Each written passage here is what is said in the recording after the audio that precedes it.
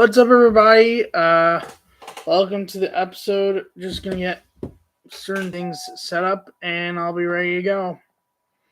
Hope everyone's day's going well.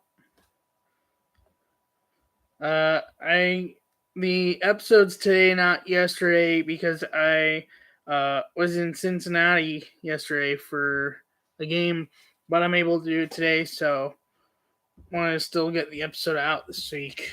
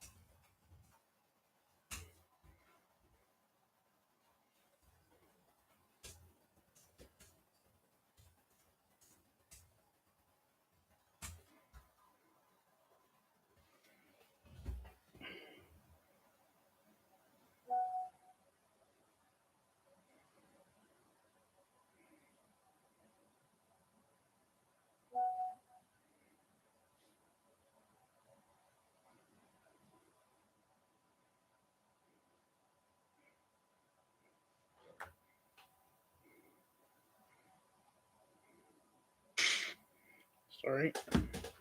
One more thing I'm going to set up, and then we'll be ready to go. Sorry.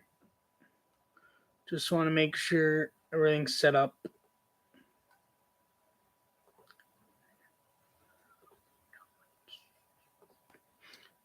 Alrighty, let's begin.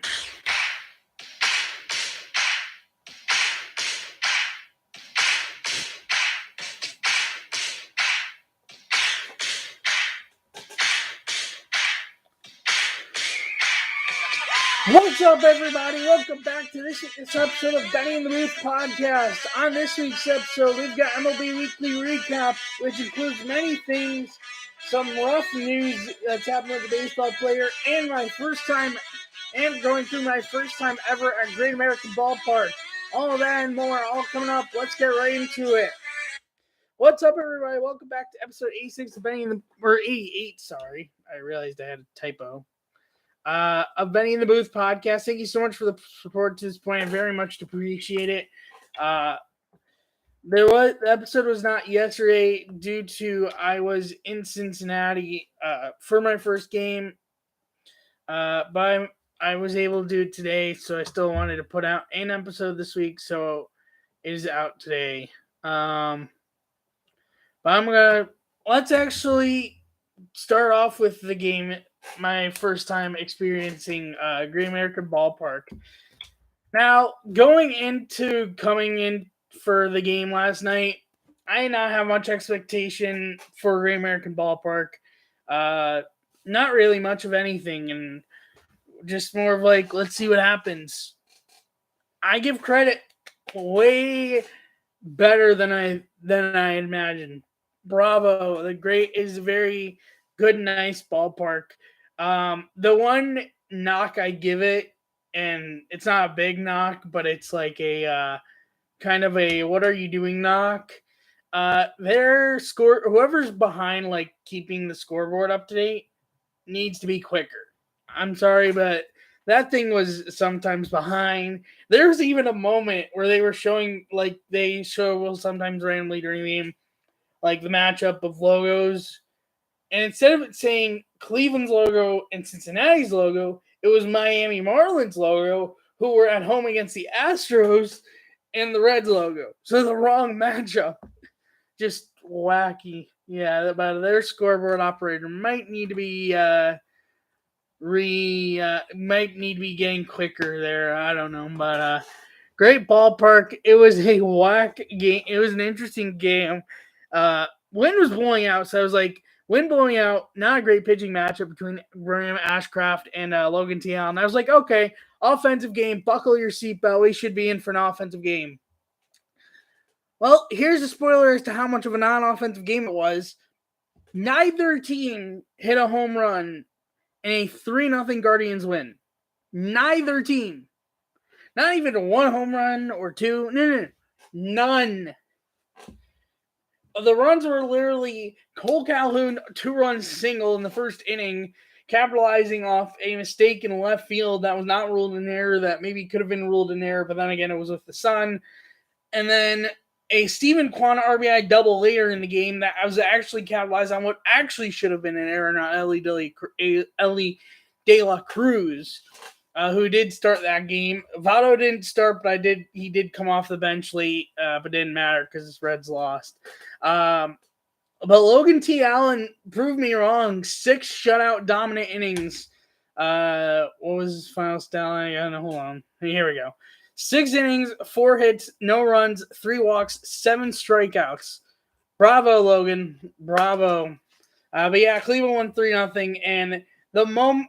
Okay, so one moment that basically to me, in hindsight, was like the final nail in the coffin of this game was... I think it was like the 6th inning. The Reds had first and third, 1 out. Sack fly, runner tags up to third.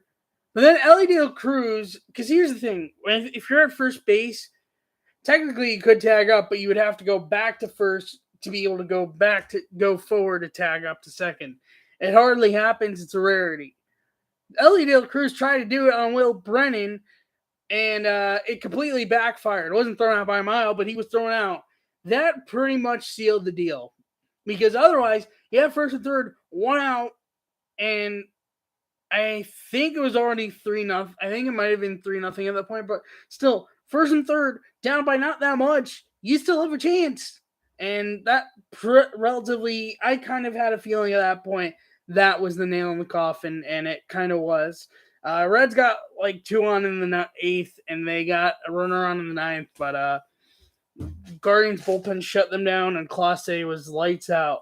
For the last 4 Guardians games I've been to, Clase's pitched in all 4, and he's gotten saves in 3 of the 4. The other one being the Seattle extra inning long crazy game. But yeah. But Reds won. Great ballpark. Better than what I thought it was going to be in a good way. And definitely a ballpark that is worth going to check out. I did not get a chance to check out the Reds Hall of Fame because I was pretty much just in and out of Cincinnati. But if I do go back, I probably will go check out the Reds Hall of Fame they have there. But yeah, that's the story from Cincinnati. And I did also, on my way back to where I was staying, because it's literally like, let's say Great American Ballpark's here, and like give or take here is, Bengal Stadium Paycor. They're like basically across a decent path. I guess it's kind of like as the same distance as Pirates and Steelers from each other in Pittsburgh, just different cities.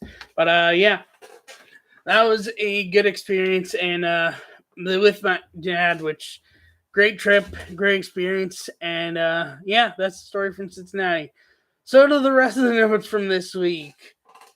So Felix Bautista, I have to say, and I only realized this from the game that this happened, has a great entrance as the closer. Closers tend to have like better walkouts than other pitchers generally. He has a crazy one. Now, after the whole thing happens, then gives up a go-ahead, which ended up being game-winning grand slam to Kyle Tucker, and Astros 7-6 went over the Orioles. So it's like, whole big thing was all over social media just to lose because of go-ahead grand slam home run to Kyle Tucker. Kind of hilarious. Nolan Jones had 2 more games for the Rockies and a 7-3 win over the Brewers. With game-tying 2-run homer in the 4th, Pete Alonso became the first Met with 35 homers season, 35 season in 4 seasons. In his first 4, I think first 4 seasons, something like that. In the Mets 4-3 win over the Cubs. Zach Geloff with a solo home run in the 6th, marking his 6th of the season. and fastest to reach said milestone in 13 games in A's history in a 2-0 win over the Rangers. Oh yeah, and then I was also at Mets Cubs last week. I almost forgot that was between the episodes. But that was a pretty good game. The Cubs jumped out early. Another first pitch home run I saw. Cubs were up 2-0. They got a run in the second. And then Lindor almost got completely picked off, except it was challenged, and the call went the Mets' way. And then Alonso's two-run homer basically shifted the momentum, and Mets got two in the seventh. Cubs got one back in the ninth, but that was all she wrote. But anyways, back to the rest of the recap. Michael Renton threw a 124 pitch no hitter.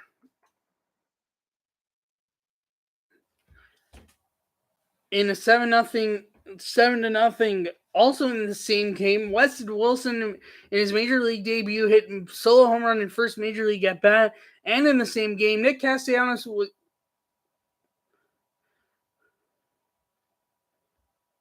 had a 2-homer game, with the second being a 200, with his second being his career homer number 200. George Springer solo home run in a 13 pitch at bat in the first, and 1-0 Blue Jays win over the Guardians.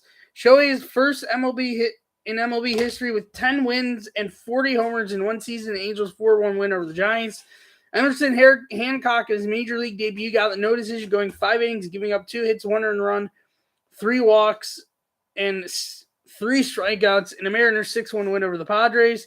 Matthew Liberatore versus the team that drafted him originally in the Rays, going 8 innings, getting the win, giving up 2 hits, no earned runs, no walks, 7 strikeouts, and a Cardinals 5-2 win.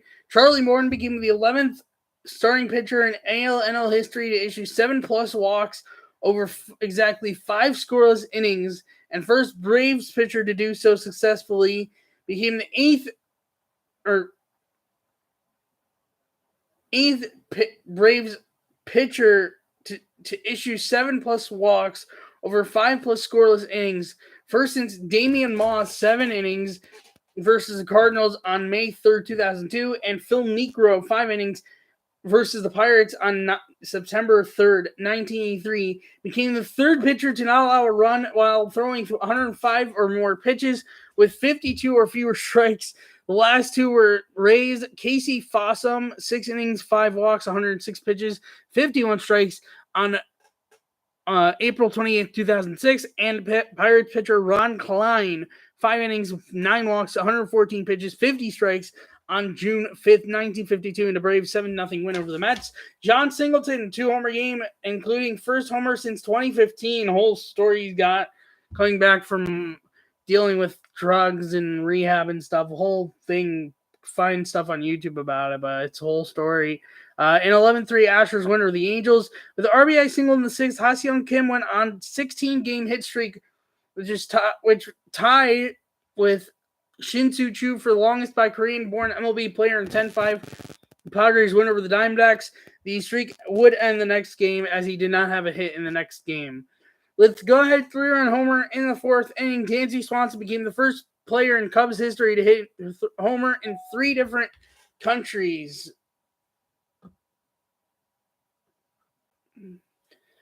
This season, U.S., Canada, and London, and Cubs 5-4 win over the Blue Jays. Braves 8-run ninth off Danny Mendick off a position player, 8 runs in 1 inning, and a 21-3 win over the Mets in game 1 of a doubleheader. They did take game 2. Joey Gallo, 4-hit 2-homer game of Twins, 8-1 win over the Phillies. Tommy Edman, 2-homer game on his wife's birthday in the Cardinals 5-4 win over the Royals. Marlins come back from down 7-3 in the 9th to win 8-7 over the Yankees.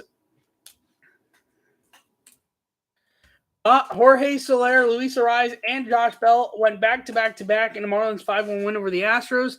Bobby Witt Jr., one of the previous days, no, I think it was 2 days ago, now that I think about it, hit an inside the park solo home run that was 14.3 seconds from home to home, 4th fastest such time, tracked by StatCast, which has been since 2015, behind Byron Buxton, who's actually done it, who's on here twice, won with 13.9 on August 8th, 2017, and won 14.1 on October 2nd, 2016. And then D, well, at the time, didn't have the strange part of his name, but now it's D Strange Gordon at 14.2 on June 30th, 2015. And Royals 7-6 win over the Mariners. Royals won this game on a walk-off bunt by Darren Blanco. And then 6-run 7th leads the Pirates over the Mets 7-4. That is the game's part of this week's recap. Standings from here on out, I'm basically just be going by games back and for division and wild card. I'm going to include wild card now at this point because it's basically time where wild card does truly mean things, but not going to include win streaks or losing streaks anymore. But let's go through it. For the AL East, Orioles are still in first place, 74-46. Rays are 3 games back in second at 72-50, and Blue Jays are 7.5 back at 67-54. The rest are 10 plus back, which I consider 10 plus games back to be out of reach in a division or a wild card race at this point. AL Central, the Twins are in first place at 63-58, followed by the Guardians at 58-62, 4.5 back, followed by the Tigers 53-66, 9 games back. For the AL West, the Rangers in first place at 72-48, followed by the Astros at 69-52, 2 games back, followed by the Mariners at 64-55, 8 games back. NL East, Braves pretty much have the division at this point. It's like 10 plus games before anyone else in the division. But 77-42 is their record at the moment. NL Central, Brewers in first place at 65-55, followed by the 61-58 Cubs, who are 3.5 back, followed by the 62-59 Reds, who are 3.5 back as well. And then the NL West, Dodgers in first place at 72-46, followed by the Giants at 64-56, who are 9 games back.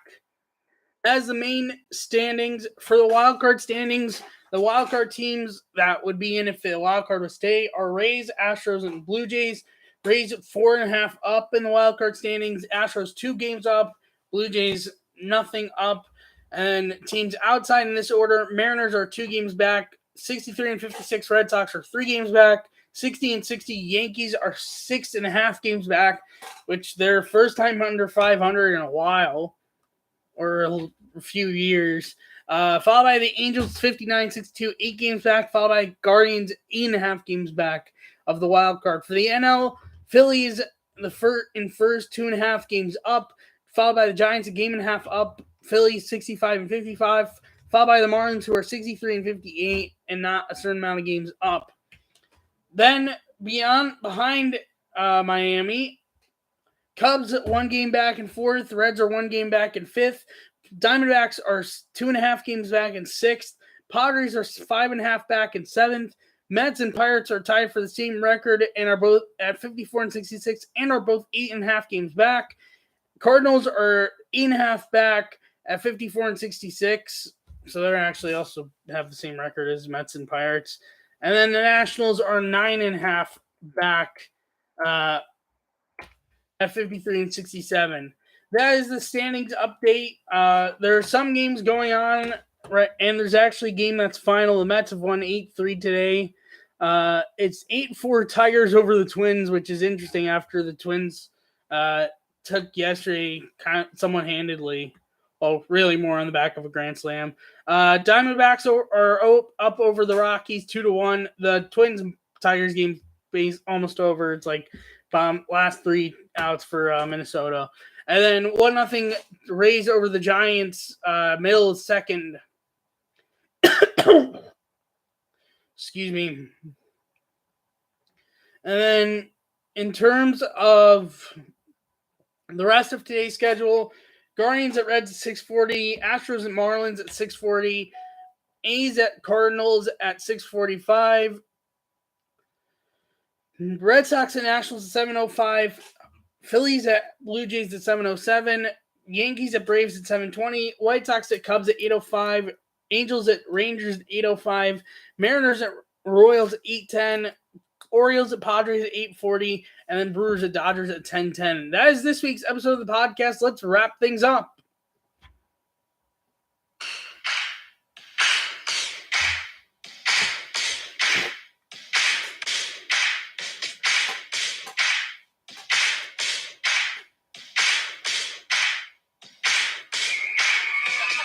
Thank you so much for watching this week's episode of Betting the Booth podcast. On next week's episode, we'll have MLB Weekly Recap, anything else that pops up between now and then.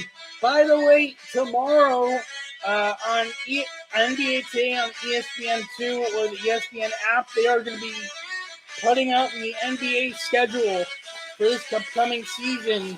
So if you want to find out about it, go check it out. That will be tomorrow. Thank you so much for watching and listening. If you are new on YouTube, leave a like, hit the subscribe button, leave notifications so you're notified when I go live and or post a new video. If you're new on audio, follow the podcast, leave a review, hit notifications so you're notified when I post on there. Thank you so much for watching and listening. I will see you in next week's episode 89. Bye-bye.